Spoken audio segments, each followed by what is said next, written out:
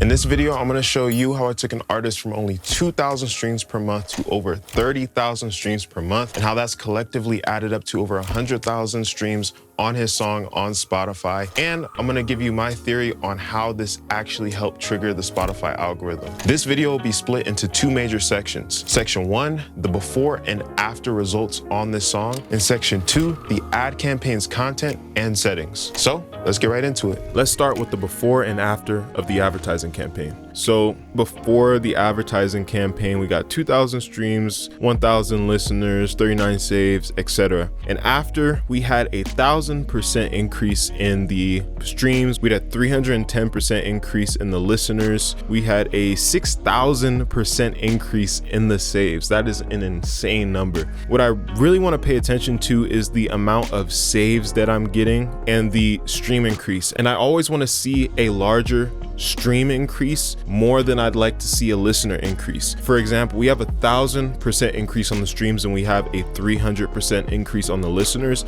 This just tells me that the people who choose to listen to this song replay it multiple times.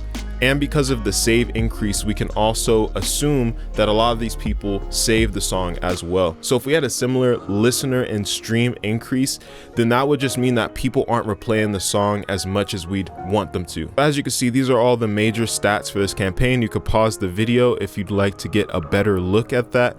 And something else I'd like you to look at is you also get an increase on Apple Music streams and Shazam's as well. Now, both of these were measured over a 28-day period. So as you can see with the before, this was measured over a 28-day period of no advertising. This was just how the song was doing by itself. This 28-day period is with ads turned on. And some of you guys may be wondering, that's all great that he got this increase in streams and saves, but does he maintain these stats afterwards? And the answer is yes. Unlike playlisting campaigns, advertising campaigns actually retain listeners and get you new fans. So after we stopped this advertising campaign, the stats didn't just suddenly drop off. And actually, the month after this first month of advertising, it actually went up in streams. The reason for this is because the Spotify algorithm was triggered. So let me actually show you the Spotify stats so then you guys can see an actual comparison of a playlisting campaign and an advertising campaign, and also be able to see how the stats stayed pretty consistent even after stopping the advertising campaign. So these are the stats for the song. Over here to the left, you can see that there was a huge increase, and this was from a playlisting campaign that the artist did. You can clearly tell when the playlisting campaign ended. Over here, this is advertising. Something to keep in mind is that the first advertising campaign for this song ended on September 25th. So pretty much everything in this section is all organic. We restarted the campaign over here in December, but over here in this middle section, all of this is organic. So you can clearly see that we had a big increase in the actual amount of streams, but you can also see that even though there was a decrease once we stopped the ads, the Spotify algorithm was triggered. The reason why I think the Spotify algorithm was triggered, and also just based on experience with other songs that I've personally released and seeing when the algorithm is triggered, is that there was a high replay rate on this song during the advertising. And because of the advertising that we ran, we're targeting very specific listeners. So since we have a lot of similar listeners listening to the song and the replay rate is high, what I'm thinking happened is a lot of these people like melodic bass music, which is what this song is. And so they might listen to Seven Lions, Illenium, Set the Sky, etc. Because they all listen to probably the same artist, Spotify is then giving good data to know that, hey, this person listens to Illenium, this person listens to Set the Sky, this person listens to this person,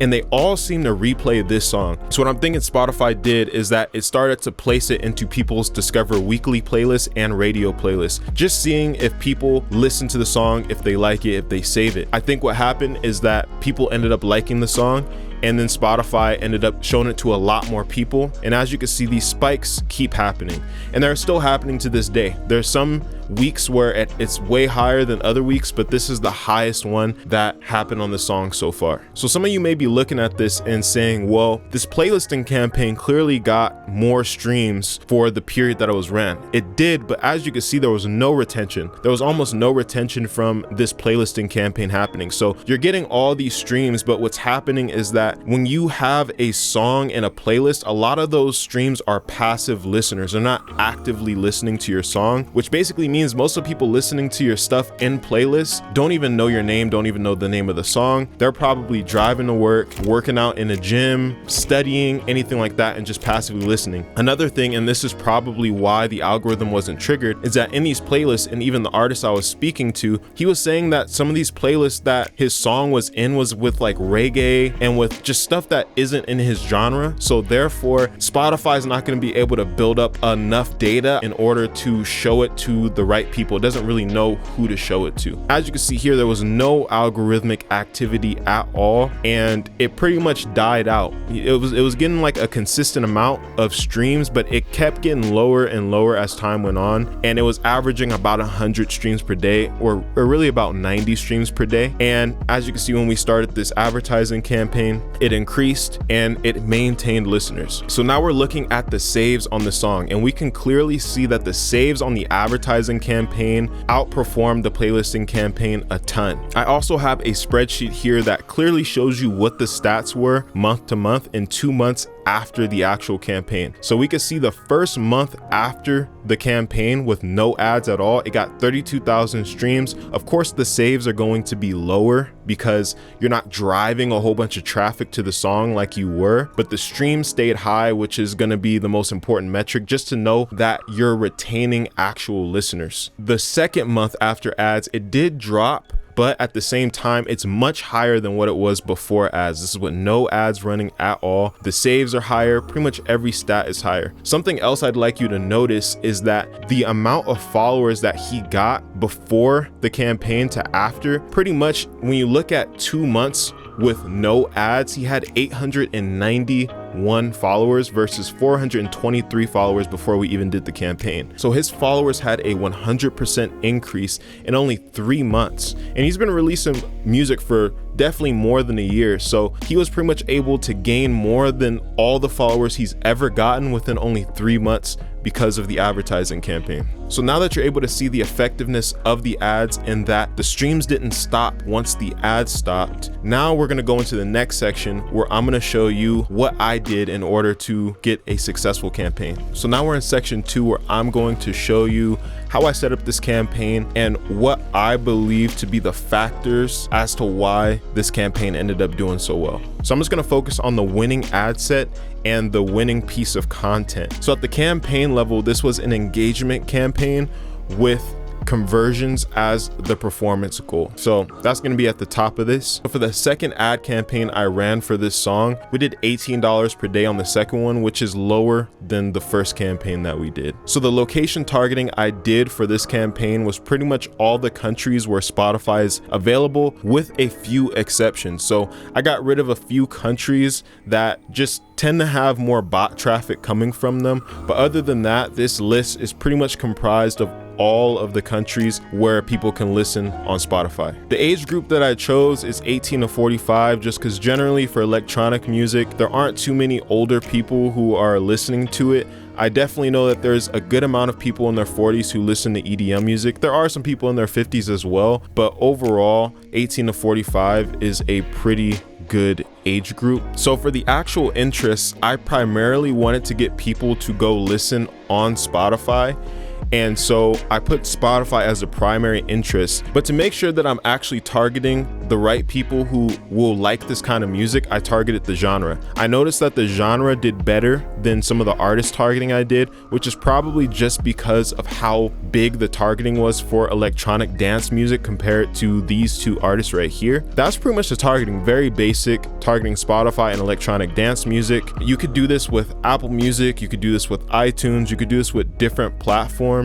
Because we were primarily trying to get the most people to go listen on Spotify, then I did Spotify, and then it must also match electronic dance music. There's a lot of creative ways you can go about the targeting. For this specific song, this is what worked though. So as far as the placements go, Instagram seems to work the best and get the lowest cost per conversion when it comes to the ads that I've ran. So for this campaign, I just did Instagram feed, Instagram Explore, Instagram stories, Instagram reels, and that's it. So that's all the placements. As you can see, this whole thing has been very simple how this campaign was set up. And that's pretty much it for the actual advertising campaign settings. It's very simple how this was set up, but what made this successful is a combination of the targeting, the music itself was good, and the content was good. So now I'm going to show you what the winning piece of ad content was, and I will explain why I think that did the best.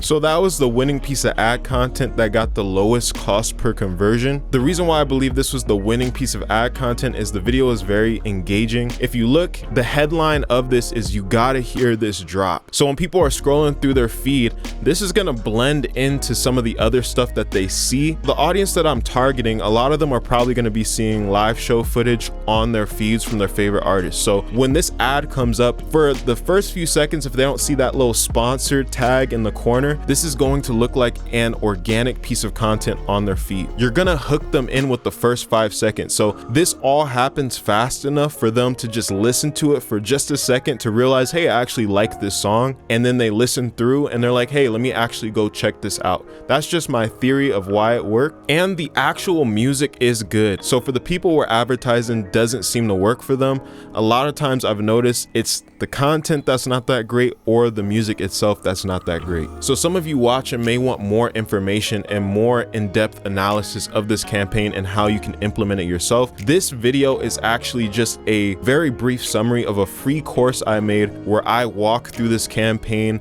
I walk through the budget, I walk through the cost per conversions, I walk through how to set up your own pixel, I walk through every single aspect of this campaign, and the course is completely free. I'm not asking you for any money. You can find the link to the course down below. Also, if you have any questions at all, make sure to join my Discord server. I'm actually doing weekly group calls in this Discord server, so you can actually talk to me directly and other like-minded artists. And overall, I'm just trying to build a community of artists where we can all help each other. So if you have any questions, you can either join one of our weekly calls, or you could type any questions that you may have in the chat and I will answer them. I'll put a link to join the Discord server in the description below. So I really hope that you got a lot of value out of this video. I hope you have a nice day or night or whatever time it is wherever you are. Peace.